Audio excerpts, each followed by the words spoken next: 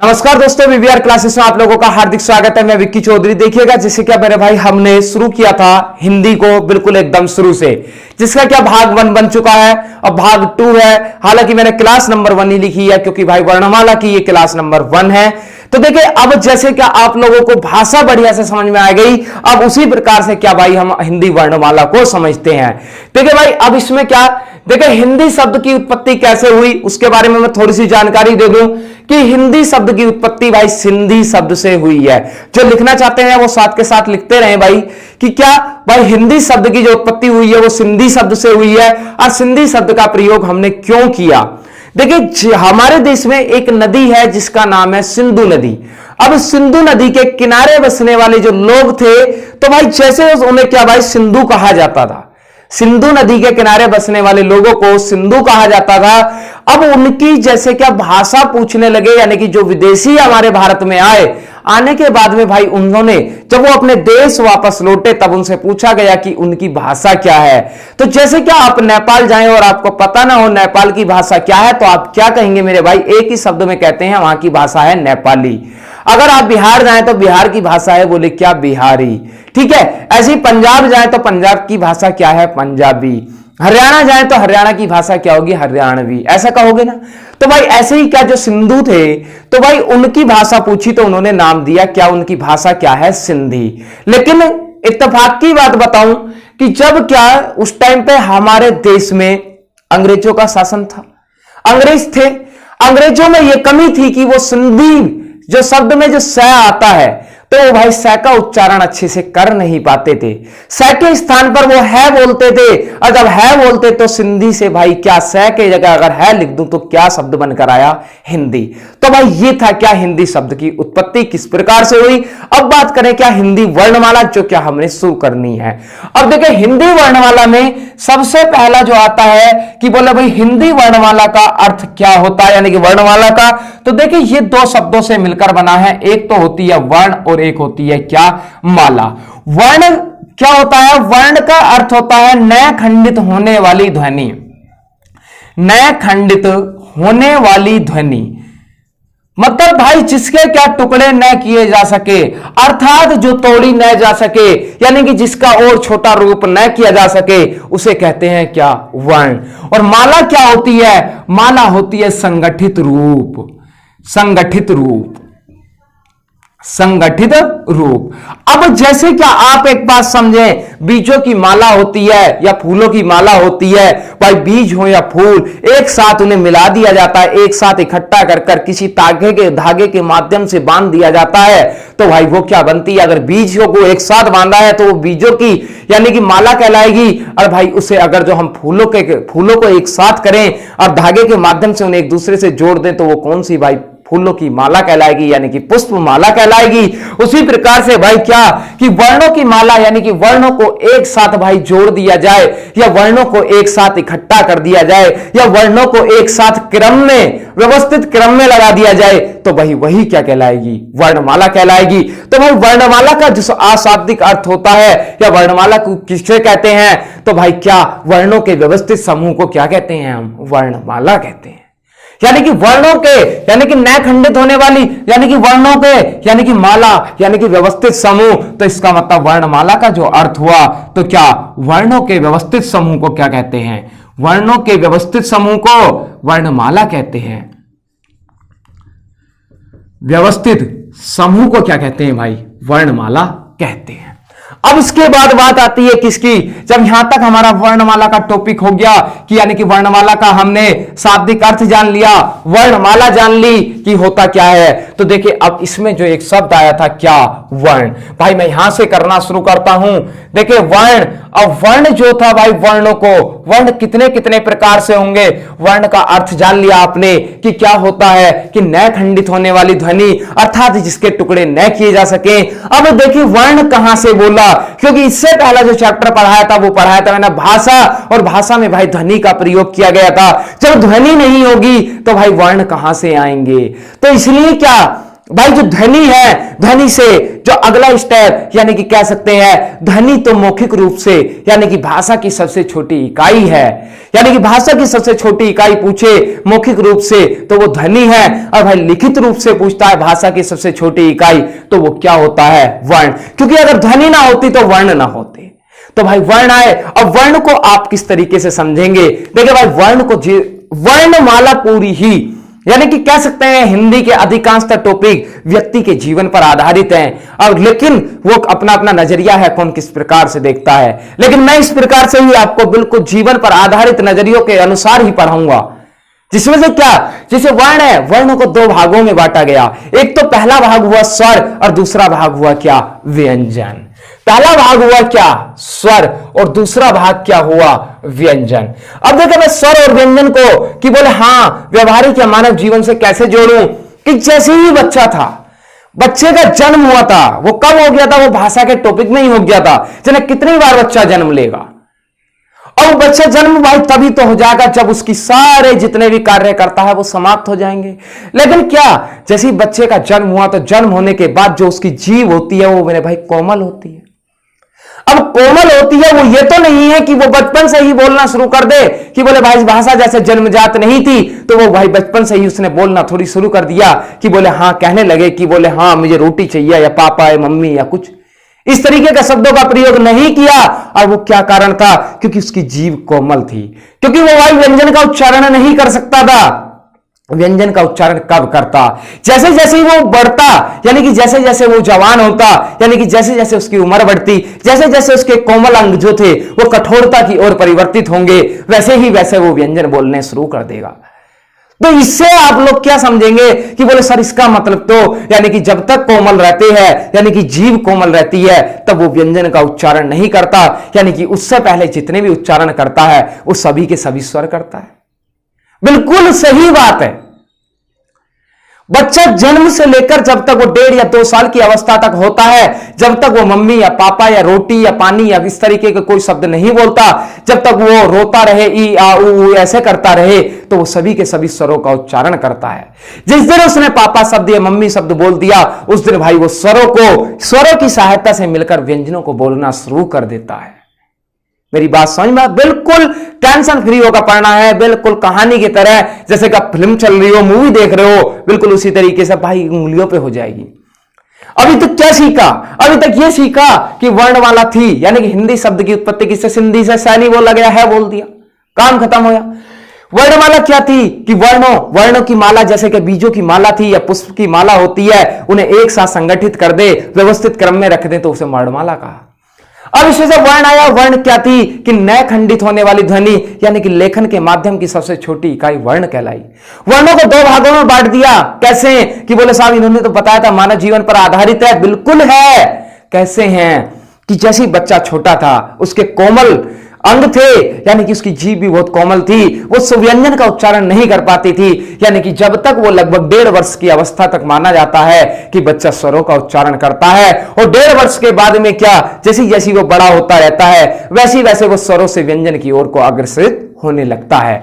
तो भाई इसका मतलब स्वरों की जो परिभाषा आपके किताबिक रूप में होती है वो क्या होती है कि क्या स्वतंत्र रूप से बोली व लिखे जाने वाली ध्वनि को क्या कहते हैं, हम स्वर कहते हैं। पर जो स्वतंत्र हो यानी कि जिसे बोलने के लिए या लिखने के लिए किसी अन्य की आवश्यकता नहीं होती, वो स्वर कहलाते हैं। व्यंजन क्या होंगे, बच्चे ने भाई आगे बढ़ा, स्वरों की सहायता ली, अरे स्वरों की सहायता ली तो इसका मतलब वे ध्वनियां जिन्हें बोलने व लिखने में स्वरों की आवश्यकता पड़ती है तो वही क्या कहलाती है, व्यंजन कहलाते हैं। बात क्लियर। आज जो हमें टॉपिक उठाना है वो उठाना है क्या, स्वर, क्योंकि भाई सबसे पहले यानी कि बच्चे का जन्म हुआ, जैसे उसने बोलना शुरू किया तो वो भाई स्वर बोले, स्वर पढ़ेंगे, फिर उसके बाद कौन सा पढ़ेंगे, व्यंजन। तो भाई मैं यहां तो हेडिंग डाल देता हूं क्या, स्वर। अब स्वर की परिभाषा आप लोगों को पता लग गई क्या कि स्वर क्या है, स्वतंत्र रूप से बोली व लिखे जाने वाली ध्वनि है। और स्वरों की संख्या का पूछ लूं तो स्वरों की संख्या कितनी है, कुछ लोग 10 बताते हैं, कुछ लोग 11 बताते हैं और कुछ लोग 13 बताते हैं। बिल्कुल निश्चिंत आप बने रहें, 9, 10, 11 और 13 किस प्रकार से हैं, आज के बाद डाउट खत्म। वो कैसे देखें, अब मान लिया मेरे भाई मैं स्वर लिख दूं, एक सेकंड रुकना मेरे भाई, देख लेता हूं मैं जरा। ठीक है, देखें अब क्या भाई, अब ये 10 है, 11 है और कितना है, 13 है। अब भाई मैं स्वर लिख दूं, देखें स्वर कितने। अब भाई अब बच्चा जो उच्चारण करता है, मेरी बात पर गौर देना, नोटिस करना, क्या इसी प्रकार के उच्चारण करता है। जैसे कह दूं मैं ए, आ, ई, ओ, री, ए, आए, ओ और आओ। क्या भाई इनसे अलग बच्चा कोई और उच्चारण करता है? नहीं करता। जब वो छोटा सा होता है या तो करेगा ए, आ, ई, ओ, ए, आए, ओ और आओ, और री करेगा। किनकी संख्या कितनी हो गई? 2, 2 4, 2 6, 2 8, 2 10 और कितने हो गए? 11 हो गए। तो एक बात बताना मेरे भाई, क्या री का उच्चारण बच्चा कर सकता है? अबे मेरे भाई ये सभी कोमल अक्षर थे, यानी कि कह दो कि बहुत आसानी से सरलता से बोले जा सकते थे, लेकिन री तो भाई शब्द कठिन है। क्योंकि अगर आप कै व्यंजन होता है, कै बोलकर देखें और री बोलकर देखें, तो भाई कै से ज्यादा कठिनाई होती है किसे बोलने में? री को बोलने में। अगर री को बोलने में ज्यादा कठिनाई है तो इसका मतलब बच्चा उच्चारण नहीं कर पाएगा किसका? री का। अगर री का उच्चारण नहीं कर पाएगा तो भाई स्वर कितने बचे? भाई 4 तो इधर बचे और 6 इधर बचे, तो कितने हो गए? 10। तो भाई इसीलिए 10 जो होती है वो भाई उच्चारण के आधार पर, उच्चारण के आधार पर स्वरों की संख्या कितनी हो गई? 10 हो गई। और क्वेश्चन यह भी बन जाता है कि उच्चारण करते समय किस स्वर को शामिल नहीं किया जाता? तो मेरे भाई री स्वर को शामिल नहीं किया जाता। क्लियर हो गई होगी बात।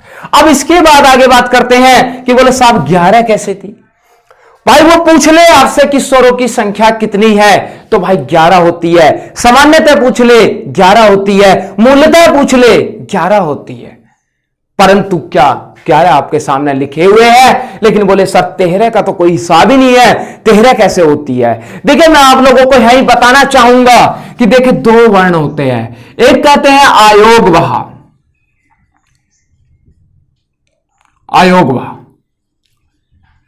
आयोगवाह वर्ण।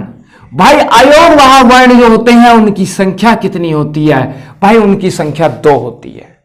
एक तो क्या होता है, एक होता है मेरे भाई अंग और एक होता है क्या? अह। अंग जो होता है इसे कहते हैं, हम नाम देते हैं क्या? अनुस्वार, इसे बोलते हैं अनुस्वार। और अह जो होता है इसे बोलते हैं हम विसर्ग। ये जो मिलकर यानी कि किस ध्वनि का करता है, ये आधे मैं की तरह प्रयोग किया जाता है और ये भाई आधे है की तरह प्रयोग किया जाता है। अब कुछ लोग बताते हैं कि ये व्यंजन है, कुछ लोग बताते हैं कि ये स्वर है, लेकिन मेरे भाई मैं आप लोगों को बता दूं और सिद्ध करके भी बता सकता हूं कि क्या कि ये आयोगवाह वर्ण जो है वो न तो स्वर है और न ही व्यंजन है, न तो स्वर है न व्यंजन है, परंतु एक कंडीशन इनके साथ है। और वो कंडीशन क्या है? मान लिया ये अंग और अह 2 व्यक्ति थे, एक तरफ व्यंजन थे, एक तरफ स्वर थे। प्रैक्टिकली तौर पर समझाने की कोशिश कर रहा हूं मेरे भाई। एक तरफ स्वर थे, एक तरफ व्यंजन थे और ये 2 व्यक्ति थे। ये स्वर गांव के सदस्य थे, एक गांव का नाम है स्वर, एक गांव का नाम है व्यंजन। और ये 2 व्यक्ति थे, ये स्वर गांव के सदस्य थे, यानी कि इनका जन्म यानी कि स्वर नाम के गांव में हुआ था। अब क्या हुआ, इन दोनों का विचारों का चाल चलन इतना अच्छा था, यानी कि चाल चलन इतना अच्छा था कि क्या इन्हें स्वर गांव वालों ने इन्हें गांव से निकाल दिया। जैसे देश निकाला करते हैं उसी प्रकार से भाई क्या कर दिया, यानी कि गांव से निकाल दिया, तो भाई स्वरों से निकाल दिया। तो निकालने के बाद में क्या क्या व्यंजन गांव इस स्वर गांव का पड़ोसी था, क्या ये इन्हें शरण देगा? व्यंजन गांव शरण देगा? अरे मेरे भाई जब इनका चाल चरण इतना अच्छा होता तो क्या इस स्वर गांव निकालता? जब इनका चाल चरण इतना अच्छा नहीं था या बिल्कुल ही अच्छा नहीं था, तो भाई व्यंजन गांव भी रखना मैं मानता हूं कि कहीं ना कहीं पसंद नहीं करेगा। और जब पसंद नहीं करेगा तो उनके साथ फिर विचारों के क्या होगा? तो तो भाई उसी चीज को बताऊं तो देखिए ये बात ये गांव की दोनों गांव के बीच की सीमा थी, यानी कि ना तो हिस्सा ये व्यंजन के गांव का था और ना स्वर के गांव का था। तो भाई ये बीच में जाकर कहीं अपनी झोपड़ी डालकर रहने लगे। कुछ समय के बाद हुआ क्या कि स्वर गांव पर भी और व्यंजन गांव पर भी, दोनों गांव पर कोई आपत्ति आ गई। और जब आपत्ति आई तो ये दोनों व्यक्ति इतने बुद्धिमान भी थे कि क्या उस विपत्ति का निवारण जो कर सकते थे वो ये मात्र ये दो ही व्यक्ति कर सकते थे। तो भाई अब कर क्या सकते थे, दो विपत्ति का निवारण कर सकते थे, परंतु वो किसी एक गांव का सपोर्ट करने पहुंचते। तो भाई ये किस गांव का सपोर्ट करने पहुंचेंगे कि जिस गांव के ये रहने वाले थे उस गांव में, या जिस गांव ने इन्हें शरण नहीं दी उस गांव के।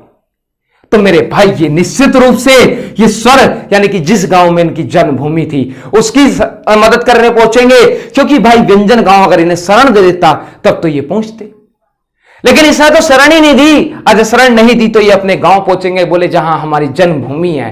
तो भाई इसीलिए कहते हैं कि जब भी आयोग वहां वर्ण होते हैं दो, और इनका जो प्रयोग किया जाता है वो हमेशा स्वर के साथ किया जाता है, कभी भी व्यंजन के साथ नहीं किया जाता। उसका रीजन मैं बताऊं आप लोगों को। जैसे क्या आप एक शब्द लिखते हो अंग, अंग लिखते हो तो यानी कि इसका अनुस्वार का प्रयोग किसके साथ किया गया, ए के। बोले सर स्वर है मान लिया, अगर आगे लिख दूं मैं जंग तो बोले जी ये तो व्यंजन के साथ हो गया। नहीं हुआ मेरे भाई, व्यंजन जो है वो स्वर की सहायता से बनता है। ये चीजें मैं आपको आगे समझाऊंगा, क्योंकि जय को स्वर रहित करा तो ए स्वर, क्योंकि मैंने अब ए स्वर निकला और उसके बाद भाई गय को स्वर रहित करा तो ए स्वर निकलेगा, तब ये अनुस्वार जो आ जाएगा वो किसके पास, ए के पास जाएगा। तो इसलिए इसका जब भी प्रयोग किया जाएगा वो स्वर के साथ किया जाएगा, कभी भी व्यंजन के साथ नहीं किया जाता। अब इसी के आधार पर यदि इन्हीं दोनों की संख्या को इस स्वर में शामिल कर लिया जाता है तब इनकी संख्या कितनी हो जाती है, स्वरों की संख्या 13 हो जाती है। यानी कि मैं कह सकता हूं कि क्या भाई लेखन के आधार पर स्वरों की संख्या कितनी है, तो भाई लेखन के आधार पर स्वरों की संख्या 13 हो जाती है। या कह दूं कि कुल स्वरों की संख्या कितनी है, तब भाई 13 हो जाती है, क्योंकि लेखन के आधार पर जाएंगे मेरे भाई ये। क्यों कुल कुल कुल कहेगा तो भाई तब जाएंगे ये, तब स्वरों के साथ, न तो ये पूर्णतः स्वर थे न ही पूर्णतः व्यंजन है। ये बात अगर कोई कहता है कि ये पूर्णतः स्वर है या पूर्णतः व्यंजन है तो भाई बात बिल्कुल गलत है। सिर्फ क्या है ये, यानी कि कह सकते हैं ना तो ये है, लेकिन ये केवल स्वर की मदद करने पहुंचते हैं, इसलिए ना आयोग वहा वर्ण कहा। बात क्लियर हो गई होगी, मैं उम्मीद करता हूं बात अच्छे से समझ में आ रही होगी। देखिए अब ज्यादा समय बर्बाद ना करते हुए टॉपिक की ओर चलते हैं। अब इसमें से क्या हुआ, अब देखिए मैं बताता हूं आप लोगों को। देखिए भाई स्वर में भाई क्लास 2 बन सकती हैं, ठीक है। अब मैं एक क्लास में कोशिश करूंगा, भाई क्लास बहुत ज्यादा लंबी हो जाएगी, भाई मैं 2 भागों में इसे बांट दूंगा, कोई दिक्कत वाली बात नहीं है, क्योंकि भाई मैं ये नहीं चाहता कि आप लोगों को कोई चीज छोड़ दी जाए, सब चीज क्लियर हो। जब आप पढ़ रहे हैं, मैं ये पक्का कह रहा हूं भाई, मैं बहुत अच्छे मन से पढ़ाने की आपको कोशिश कर रहा हूं कि अगर मैं पढ़ाऊं आप एक बार पढ़ें तो जीवन भर के लिए पढ़ लें, दोबारा दोबारा हिंदी उठानी ना पड़े। एक बार सीखो, दबा के सीखो, यानी कि जी भर कर, यानी कि कोई भी क्वेश्चन आ जाए कैसा भी बोले हाँ साहब हमारे नोट्स में तैयार हैं, हमारे पास जो वीडियो हैं, हमारे पास जो चैनल है उस चैनल पर सारे क्वेश्चन हैं। आप इतना तो कह सको। आप किसी को वीडियो शेयर करते हैं तो उसे भी तो लगना चाहिए कि बोले हाँ भाई वाकई ही वीडियो में दम है, वाकई ही कुछ पढ़ाया है। तो भाई इसीलिए तो वीडियो चाहे इसके भाग 2 बन जाए, पर भाई एक को एक पॉइंट क्लियर कराऊंगा।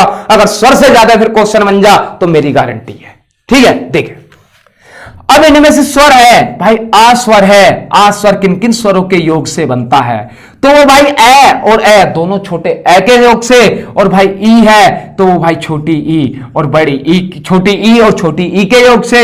ऐसी बड़ा ऊ जो होता है वो भाई छोटा ऊ और छोटा ऊ के योग से बनता है। और ए जो होता है ये स्वर ए और ई के योग से बनता है। और ए जो होता है वो भाई ए और छोटा ए के योग से बनता है। और औ जो होता है वो भाई ए और ऊ के योग से बनता है। और भाई औ जो होता है वो ए और छोटा ओ के योग से बनता है। तो भाई इस प्रकार से कई बार पूछ भी लेता है। देखिए इन चीजों को समझ लो ध्यान से, क्योंकि संधि का जो टॉपिक कराऊंगा उसमें भाई इसकी बहुत अहम भूमिका है। कि बोले क्या ए और ए मिलेंगे तो आ बनाएंगे, छोटी ई और छोटी ई मिलेंगे तो बड़ी ई बनाएंगे, छोटा ऊ और छोटा ऊ मिलेंगे तो बड़ा ऊ बनाएंगे, ए और छोटी ई मिलेंगे तो ए बनाएंगे, ए और छोटा ए मिलेंगे तो आए बनाएंगे, ए और ऊ मिलेंगे तो ओ बनाएंगे, ए और ओ मिलेंगे तो आओ बनाएंगे। बात समझ में आ गई। अब इसके बाद क्या, देखिए अब क्वेश्चन क्या बनता है कि हिंदी वर्णमाला में मात्राओं की संख्या कितनी है। जो मात्राएं लगाते हो आप लोग उनकी संख्या कितनी है मेरे भाई, यही तो पूछ रहा है। अब तो भाई मात्राओं की संख्या बतानी है, तो देखिए मात्राएं वास्तव में है क्या, मात्राएं ही स्वर का रूप होती हैं, यानी कि स्वर का दूसरा रूप क्या भाई मात्राएं होती है। अब देखें क्या कि मान लिया कि ये क्या लिखा हुआ है ना, तो भाई ये कोई वर्ण नहीं है क्योंकि कै के नीचे हलंत लगा हुआ है, ना तो आप इसे कै कह सकते ना कई कह सकते, कुछ नहीं कह सकते क्योंकि भाई इसका कोई अस्तित्व नहीं है। और जब अस्तित्व नहीं है, लेकिन जैसे ही इसे ए के साथ मिला दिया, ए के साथ मिला देता हूं, तब दोनों मिलने के बाद हम क्या वर्ण बनाते हैं, कै बनाते हैं। ऐसे ही क्या कि आ में अगर क्या भाई आधा कै मिला दूं तो क्या बनेगा भाई, का बनता है। और ऐसे ही क्या भाई इस छोटी ई में भाई मैं कै मिला दूं तो भाई छोटी ई की जो मात्रा लगती है राइट हैंड से, राइट हैंड को आप बड़ा मानते हो ना, लेफ्ट हैंड को आप छोटा मानते हो ना, तो बड़े से छोटे की ओर यानी कि मात्रा जो इधर को जाएगी तो वो छोटी होगी, और भाई छोटे सा बड़ा यानी कि छोटा से मानते हो बड़ा से मानते हो, तो जो इससे छोटे से बड़े की ओर को जाएगी तो वो क्या होगी, हमेशा बड़ी होगी। तो देखें क्या है, छोटा ई है तो छोटे ई की जो मात्रा लगेगी बड़े से छोटे की ओर को जाऊंगा, राइट हैंड से लेफ्ट हैंड की तरफ, ये बनेगा। ऐसे ही क्या भाई बड़ी ई में आधा कै जोड़ दें तो भाई क्या बनेगा, ये की बनेगा। ऐसे ही भाई इसमें क्या, इसमें भी कै जोड़ दूं छोटे ऊ में तो भाई कू बनेगा, और भाई इसमें भी कै जोड़ देता हूं तो भाई क्या बनता है, ये भाई बड़ा ऊ है तो भाई बड़े हाथ की तरफ को जाएगा। इसमें भाई क्या अब कै है और ये री दिया है तो भाई क्या बनेगा, क्रय बनेगा। और ऐसी आए है भाई इसे कै जोड़ दूं तो भाई कै के ऊपर में क्या एक मात्रा बनेगी, और भाई ये है आए है तो भाई कै में को अगर इसे मिला दूं, एक मात्रा तो किसकी, खुद एक ही यानी कि इसकी, और एक इसके ऊपर हो टंग रही है तो भाई दो मात्राएं लगा दो। ठीक, अब इसके बाद अगर भाई ओ को मिलाऊं तो ओ को मिलाने के बाद क्या बनेगा भाई को बनेगा, और भाई ऐसे ही औ में मिला दूं आधे कै को तो क्या बनेगा भाई, एक तो मात्रा इसकी और एक इस पे और एक्स्ट्रा लग रही है तो काऊ बनेगा। तो भाई ये स्वर किसी भी यानी कि आधे वर्ण में मिलने के बाद उस वर्ण को पूरा बनाते हैं, यानी कि व्यंजन के रूप में प्राप्त होते हैं। अब इनमें से यानी कि एक ही मात्रा कौन सी हो गई मेरे भाई, ये हो गई बड़ी ई की जो मात्रा लगेगी वो कैसे, इससे, अगर इसमें क्या होगा भाई ये ऐसे, इस प्रकार से ही क्या इन्हें सारों को आप देख सकते हैं, कोई दिक्कत नहीं है भाई। उम्मीद करता हूं मैं भाई बहुत ही यानी कि बिल्कुल महीन पहलुओं पर भी बात करने की कोशिश कर रहा हूं, लेकिन आप लोग बिल्कुल संयम के साथ भाई वीडियो को देखें, निश्चित रूप से आपको बहुत कुछ सीखने को मिलने वाला है। ठीक है, देखो भाई मैं इसको रफ नहीं करूंगा, आप इसका बाद में स्क्रीनशॉट ले लेना।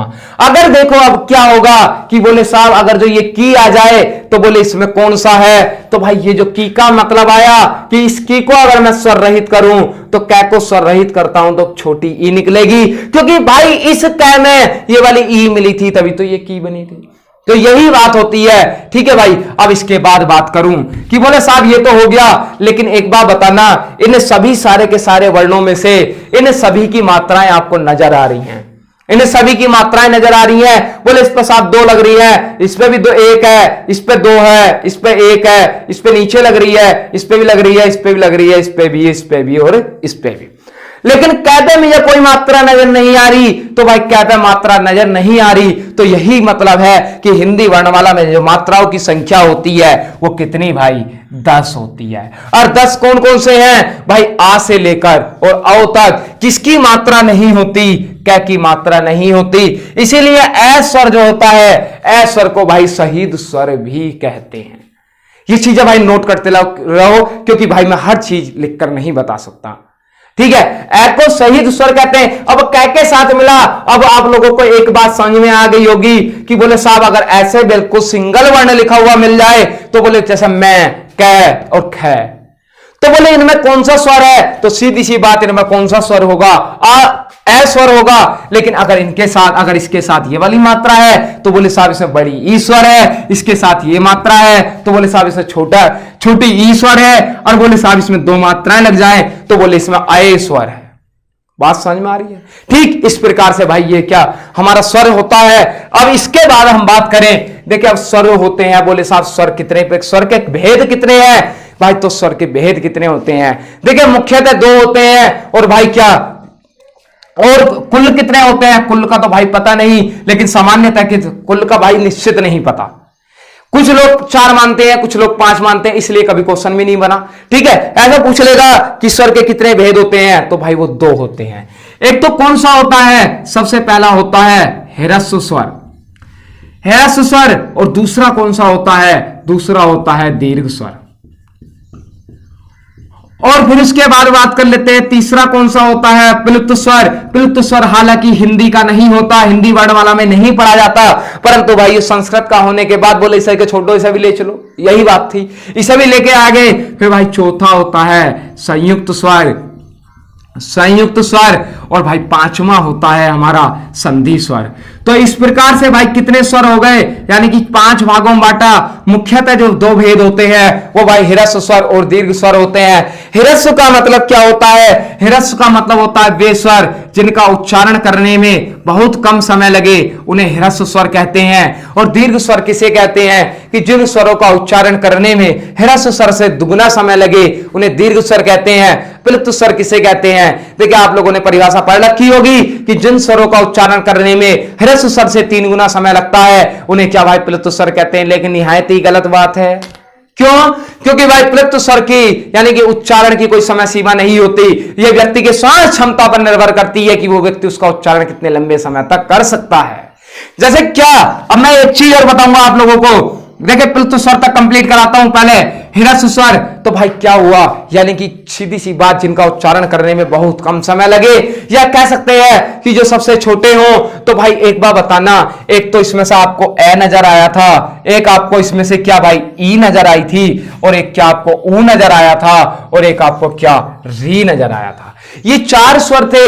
एक कौन सा ए, एक कौन सा भाई छोटी ई, और एक क्या छोटा ऊ, और एक क्या री। यही तो किसी से ना मिलकर बने, ये अपने आप में स्वतंत्र है ना।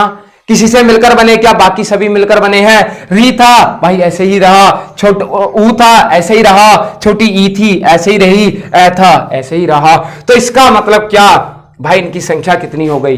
4। और यही क्या कहलाए? ह्रस्व स्वर। तो भाई मैं यहां लिख दूं कौन कौन से हैं? ए, छोटी ई, छोटा ऊ और री, ये क्या कहलाते हैं? हमारे ह्रस्व स्वर। इनकी संख्या कितनी होती है? 4 होती है। अब देखें दीर्घ स्वर की परिभाषा क्या होती है भाई? 4 ये हो गए। तो भाई मुख्यतः भेद की बात करूं तो दीर्घ स्वर जो बचे वो बाकी 4, यानी कि 11 में से 4 गए तो कितने बचे? अन्य 7 बचे। अब वो 7 कैसे कैसे हैं? क्योंकि भाई क्या बचा? आ, बड़ी ई, बड़ा ऊ, ए, आए, ओ और आओ। ये क्या हो गए भाई? हमारे दीर्घ स्वर। लेकिन दीर्घ स्वर में एक बात और निकल कर आती है कि साहब दीर्घ स्वर की संख्या क्या 7 है या 3 है? 3 भी है। 3 वो कैसे हैं? क्योंकि दीर्घ स्वर की एक परिभाषा ये होती है कि क्या भाई? कि समान जाति के स्वर मिलकर जिस स्वर का निर्माण करते हैं उसे क्या कहते हैं भाई? दीर्घ स्वर कहते हैं। समान जाति के, यानी कि जो एक समान जाति के हों। एक समान जाति के कौन कौन से हैं भाई? ए और ए जाति से मिलकर बना क्या? आ बना। छोटी ई और छोटी ई से मिलकर क्या बना? बड़ी ई बना। दोनों समान जाति के चल रहे हैं ना। ऊ और ऊ से मिलकर क्या बना? बड़ा ऊ बना। जैसे यहां गए भाई, ये ए जाति थी, ये ई जाति थी, दोनों की जाति अलग हो गई। अच्छा जाति अलग हो गई, लेकिन समान जाति के कितने वर्ण मिले? 1, 2 और एक कितना? 3। यानी कि ये 3 है जो क्या है भाई? समान जाति के वर्ण है। तो भाई अगर इन्हें शामिल कर लिया जाता है तो भाई इनकी संख्या कितनी होती है? 3 होती है। परीक्षा में पूछा जाए कि ऑप्शन दे दे आपको इस प्रकार से कि बोले 3, 4, 6, वो 5 और 6। ऑप्शन दे दे 6, 7, 8 और 9। ऑप्शन दे दे 3, 4, 7 और 8। पहला वाला ऑप्शन देगा तो डायरेक्टली आप बता दो कि दीर्घ स्वरों की संख्या कितनी है? 3 है, क्योंकि इसमें 7 का जिक्र ही नहीं है। दूसरे में भाई आप 7 बता दोगे क्योंकि 3 का जिक्र नहीं है। जब 3 और 7 दोनों आए तो हमेशा याद रख लेना परिभाषा कौन सी वाली सही होगी, क्योंकि समान जाति के स्वर मिलकर जिस स्वर का निर्माण करते हैं उसे दीर्घ स्वर कहते हैं। तो भाई कौन सी? यानी कि 3 सही हो। अब भाई अब प्लुप्त स्वर की बात करूं तो भाई प्लुप्त स्वर कौन से हैं? देखिए प्लुप्त स्वर में आप लोग पढ़ते होंगे ओम। प्लुत स्वर आप पढ़ते होंगे ओम, और ओम का क्या भाई, जैसे कि आपसे मैं कहूं कि ओम का उच्चारण करो। कोई तो व्यक्ति, एक व्यक्ति था भाई, 3 पंडित जी थे। अब 3 पंडित जी में से पहले वाले पंडित जी भाई थोड़े से नए नए थे, दूसरे वाले पंडित जी उनसे कुछ थोड़ा सा एक्सपीरियंस ले लिया था, तीसरे वाले पंडित जी थे वो क्या भाई, वो पूरे एक्सपीरियंस होल्डर थे, यानी कि उनकी मार्केट बनी हुई थी। जो नए नए थे उन्हें मार्केट बनानी थी, और जो भाई बीच वाले थे जिन्हें थोड़ा समय हो चुका था, वो मार्केट में उतर चुके थे, उन्हें क्या अब आगे की ओर बढ़ना था। और किसी व्यक्ति को अपने घर में कोई पूजन या कथा करानी थी, तो भाई सबसे बुजुर्ग वाले जो पंडित जी थे, तीसरे नंबर वाले, उन्हें बुला लिया। बुलाने के बाद में क्या कहा कि बोले साहब, बोले हमारे घर हवन होना है या पूजन होना है। तो पंडित जी आए, उनकी मार्केट ठीक ठाक बनी हुई थी, उन पर कोई सवाल जवाब करने वाला नहीं था। तो पंडित जी ने जैसे ही हवन करा, तो उन्होंने करने के बाद कह दिया ओम, ऐसा बोल दिया ओम, इतना काम कर दिया उन्होंने, ऐसे बोल दिया। लेकिन जिन्हें थोड़ा समय हो चुका था, एक दूसरा व्यक्ति था, उसे भी पूजन कराना था उसी दिन, तो भाई वो उन दूसरे वालों को लेकर आया। तो उन्होंने क्या देखो, पहले वालों ने बोला था ओम, दूसरे वालों ने बोला ओम, क्योंकि भाई उन्हें अभी मार्केट बनानी थी। लेकिन जो पंडित जी बिल्कुल नए नए अभी मार्केट में उतरे थे, भाई तीसरे व्यक्ति को कराना था, वो उन्हें ले गया। तो भाई उन पंडित जी ने कैसे किया कि बोले ओम, तो भाई क्या 3 थे, तीनों ने अलग अलग उच्चारण किया ना। अरे तीनों ने अलग अलग उच्चारण किया, तो भाई ये क्या, कोई व्यक्ति तो ओम का उच्चारण आप करके देखना, या जैसे मैया ऐसा बोलते हो, ठीक, अरे ऐसा बोलते हो, ठीक, इनका उच्चारण करेंगे तो भाई वो श्वास क्षमता पर निर्भर करता है कि व्यक्ति उसे कितने समय तक बोल सकता है। तो भाई इसलिए इसकी कोई समय सीमा निर्धारण नहीं होती, और इनकी जो संख्या होती है, इनकी संख्या होती है 8। और वो कैसे कैसे मैं बताऊं आप लोगों को, देखिए 8 होती है, अभी भाई समझाता हूं, एक सेकंड पहले आप संयुक्त स्वर समझ लें। संयुक्त स्वर की परिभाषा जो होती है वो होती है कि भिन्न भिन्न जाति के स्वर मिलकर जिस स्वर का निर्माण करेंगे संयुक्त स्वर कहलाएंगे। अरे मेरे भाई, भिन्न भिन्न जाति है, भिन्न भिन्न जाति है, भिन्न भिन्न जाति है कि ना है, और जब है तो इनकी संख्या कितनी है, 4 है। तो भाई संयुक्त स्वरों की संख्या कितनी हो गई, 4 हो गई। और वो कौन कौन से हो गए, ए, ऐ, ओ और औ। चाहे मैं लिख दूं, क्या भाई, ए हो गया, ऐ हो गया, ओ हो गया, और क्या हो गया, औ हो गया। अब संधि स्वर किसे कहेंगे, देखिए दीर्घ स्वर की क्या परिभाषा थी कि समान जाति के स्वर मिलकर जिस स्वर का निर्माण करेंगे दीर्घ स्वर। संयुक्त स्वर की क्या है कि भिन्न भिन्न जाति के स्वर मिलकर जिस स्वर का निर्माण करेंगे संयुक्त स्वर। परंतु संधि स्वर की जो परिभाषा है कि 2 या 2 से अधिक स्वर मिलकर जिस स्वर का निर्माण करेंगे उसका क्या, वो कौन से होंगे भाई, संधि स्वर। 2 या 2 से अधिक स्वर मिलकर जिस स्वर का निर्माण करेंगे संधि स्वर। भाई इसमें समान जाति भिन्न जाति से कोई मतलब नहीं, क्योंकि संधि का मतलब ही मेल से है। तो भाई मेल तो क्या इनमें ना होया, भाई मेल इनमें ना होया, मेल इन 4 में ना होया। अब जब इन 3 में भी मेल हुआ है और इन 4 में भी मेल हुआ है, सिर्फ कौन से भाई, इन हिरस्व स्वर में मेल नहीं हुआ, बाकी तो सभी में मेल हुआ है। तो इसलिए इनकी संधि स्वरों की संख्या आ जाती है कितनी, 7 हो जाती है। और जब इनकी संख्या 7 हो गई तो बोले सात प्लुत स्वर की 8 कैसे हैं, तो भाई जो ये संधि स्वर आए 7 तो संधि स्वर, और भाई एक 8वां ए को शामिल कर लिया जाता है। 8वां ए को शामिल कर लेते हैं, तब इनकी संख्या कितनी भाई, 8 हो जाती है। यानी कि क्या, 7 तो संधि स्वर, 7 तो संधि स्वर, और भाई 8वां कौन, और एक ए को शामिल कर लेते हैं, तब इनकी संख्या कितनी भाई, 8 हो जाती है। अब इनकी क्या, किसकी भाई, 8 संख्या किनकी, ये होगी किसकी भाई, प्लुत स्वर की। संधि स्वरों की संख्या 7 थी और ए को शामिल कर लिया, तो यानी कि प्लुत स्वरों की संख्या कितनी हो गई, 8। उसका रीजन बताऊं कि बोले छोटे कौन कौन से हैं, एक तो भाई आपने ई को छोड़ दिया, एक ऊ को छोड़ दिया, और एक भाई री को छोड़ दिया। वो क्यों छोड़ा, क्योंकि भाई आप छोटे ई का उच्चारण करेंगे तो ई करेंगे, बड़े ई का उच्चारण करेंगे तो आप ई करेंगे। छोटे ऊ का उच्चारण करेंगे ऊ, और भाई बड़े ऊ का उच्चारण करेंगे तो ऊ, यानी कि तेज कर। जहां आप ध्वनि को खींचते हैं वो बड़ा ऊ होता है, और जहां आप ध्वनि को नॉर्मली छोड़ देते हैं ऊ करके, तो भाई क्या, लघु होता है। और जब इतनी बात है तो जैसे ही आप छोटी ई का उच्चारण लंबे समय तक करेंगे, यानी कि जैसे क्या ई बोलोगे तो आप ई, तो भाई एकदम से वो तुरंत दीर्घ में बदल जाती है, यानी कि लघु ई दीर्घ री में परिवर्तित हो जाएगी, ऐसी छोटा ऊ बड़े ऊ में परिवर्तित हो जाएगा। और री यानी कि क्या भाई, ये लघु री होती है जो कि संस्कृत से ली गई, और संस्कृत में एक री होती है यानी कि जिसे कहते हैं हम दीर्घ री। भाई उसका प्रयोग हम हिंदी में नहीं करते, तो भाई इसलिए री का उच्चारण हम लंबे समय तक नहीं करते। तो यही रीजन है कि क्या भाई ये तीन जो होते हैं, इन तीन को शामिल नहीं किया जाता। बाकी ये सभी के सभी 8 स्वर जो होते हैं वो भाई प्लुत स्वर होते हैं। भाई उम्मीद करता हूं इतनी बात आप लोगों के समझ में आ गई होगी। अब देखिए, अब हमें पढ़ना है क्या, स्वरों का वर्गीकरण।